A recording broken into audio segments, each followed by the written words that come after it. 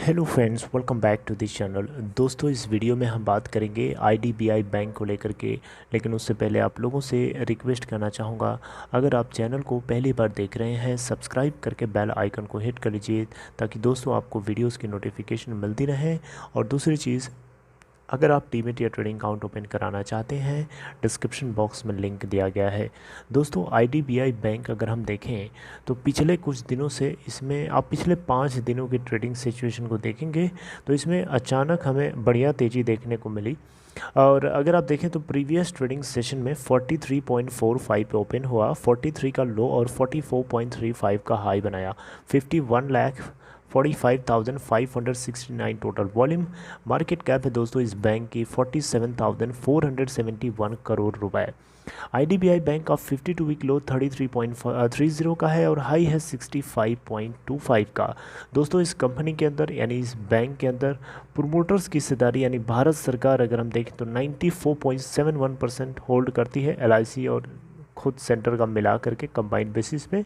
FIIs यहाँ पे 0.02 और डीआईआईज 0.38 और पब्लिक के पास 4.89% की होल्डिंग है।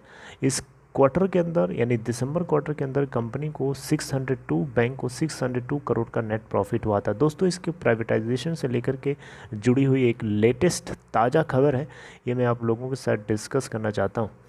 दोस्तों, आप देखिए यहाँ पे जो रोड शोज़ किए गए थे आईडीबीआई बैंक के सेल को लेकर के, ये बेसिकली इसीलिए किए गए थे ताकि इन्वेस्टर्स के इंटरेस्ट को ग्रैब किया जा सके। एक्सप्रेशन ऑफ इंटरेस्ट, जिसको हम शॉर्ट में ईओआई भी बोलते हैं। एक सेकेंड, ईओआई का मतलब होता है एक्सप्रेशन ऑफ इंटरेस्ट। जी हाँ, एक्सप्रेशन ऑफ इंटरेस्ट को हम ईओआई बोलते हैं।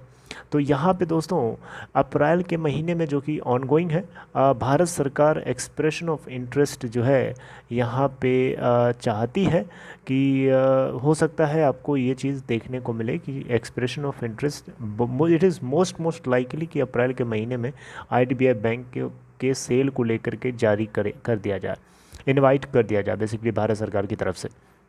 क्योंकि जो पोटेंशियल इन्वेस्टर्स की तरफ से फीडबैक आ रहा है उससे इंथुजियास्टिक होकर के, उससे उत्साह में एक्साइटेड होकर के भारत सरकार ऐसा बताया जा रहा है कि ईओआई को इनवाइट कर सकती है अप्रैल के महीने में, राइट। तो दोस्तों आप देखें यहाँ पे तो प्री ईओआई रोड शोज़ इसीलिए करे गए थे ताकि इन्वेस्टर्स के इंटरेस्ट को गॉज किया जा सके, और इस तरीके के इवेंट्स और भी किए जाएंगे आने वाले दिनों में ताकि इन्वेस्टर्स का जो कॉन्फिडेंस है आईडीबीआई बैंक के अंदर और बढ़े, ताकि भारत सरकार का जो डिसइन्वेस्टमेंट टारगेट है इस बैंक में जितना वो अचीव किया जा सके। देखिए, मई 2021 में cabinet committee on economic affairs ने ऑलरेडी भारत सरकार के और एलआईसी के स्टेक सेल या स्टेक डिसइन्वेस्टमेंट, स्ट्रेटेजिक डिसइन्वेस्टमेंट को लेकर के अप्रूवल ऑलरेडी दे दिया था, right, along with transfer of management control, यानी मैनेजमेंट कंट्रोल करने के लिए भी अप्रूवल दे दिया था committee, cabinet committee on economic affairs ने यानी सीसीईए ने। और सीसीईए ने यह भी दे दिया था कि सेंटर और एलआईसी अपने डिसइन्वेस्टमेंट टारगेट को स्ट्रेटजिक तरीके से मटेरियलाइज कर सकते हैं। जिस तरीके की प्लान है उसके मुताबिक गवर्नमेंट ऑफ इंडिया इस बैंक को पूरी तरीके से एग्जिट कर सकता है, अपनी पूरी हिस्सेदारी 45.48% बेच करके। वहीं एलआईसी अगर आप देखें तो इसमें 49.24% की होल्डिंग अभी करंटली रखता है, जिसमें से कुछ परसेंटेज ये बेच करके इतना ज़रूर कर सकता है कि इस बैंक का जो मैनेजमेंट कंट्रोल है इसके हाथ से निकल के किसी प्राइवेट पार्टी के हाथ में चला जाए। लेकिन एलआईसी पूरी तरीके से एग्जिट नहीं करेगा, ये बात आपको पता होनी चाहिए। तो इसका मतलब ये बिल्कुल नहीं हुआ कि एलआईसी अगर बना रहेगा तो मैनेजमेंट कंट्रोल उसके हाथ में रहेगा, ऐसा बिल्कुल नहीं है। अगर मेजॉरिटी स्टेक किसी थर्ड पार्टी के अंदर चली जाती है तो ऑब्वियसली उसका प्रमोटर वो हो जाएगा। मेरी बात समझ रहे हैं, उसका पूरा मैनेजमेंट कंट्रोल आईडीबीआई बैंक का उसके हाथ में चला जाएगा। तो एलआईसी एक तरीके से इन्वेस्टर के रूप में बना रहेगा इस बैंक के अंदर। लेकिन हाँ, भारत सरकार पूरी तरीके से अपनी हिस्सेदारी 45.48% की हिस्सेदारी बेच करके निकल सकती है। और यहाँ से भारत सरकार को करंट मार्केट प्राइस के हिसाब से अगर ये बेच के निकलते भी है तो इसको 21,000 करोड़ रुपए का अमाउंट यहाँ से फेच होता हुआ देखने को मिलेगा आईडीबीआई बैंक के सेल प्रोसेस से। And it is expected that कि स्ट्रेटजिक जो बायर होगा, जो आएगा यहाँ पे, वो इस बैंक के अंदर, आईडीबीआई बैंक के अंदर कैपिटल फंड इन्फ्यूज़ करेगा, न्यू टेक्नोलॉजीज़ को इन्फ्यूज़ करेगा, बेस्ट मैनेजमेंट प्रैक्टिसेस को इन्फ्यूज़ करेगा, ताकि आईडीबीआई बैंक की ग्रोथ की जा सके, ऑप्टिमल डेवलपमेंट इसके बिजनेस पोटेंशियल्स का देखा जा सके, और बहुत सारे बिजनेसेस को जनरेट किया जा सके बिना किसी तरीके से भारत सरकार और एलआईसी के ऊपर डिपेंडेंट रहे, किसी भी तरीके के कैपिटल सपोर्ट के बिना उम्मीद किए भारत सरकार और एलआईसी से।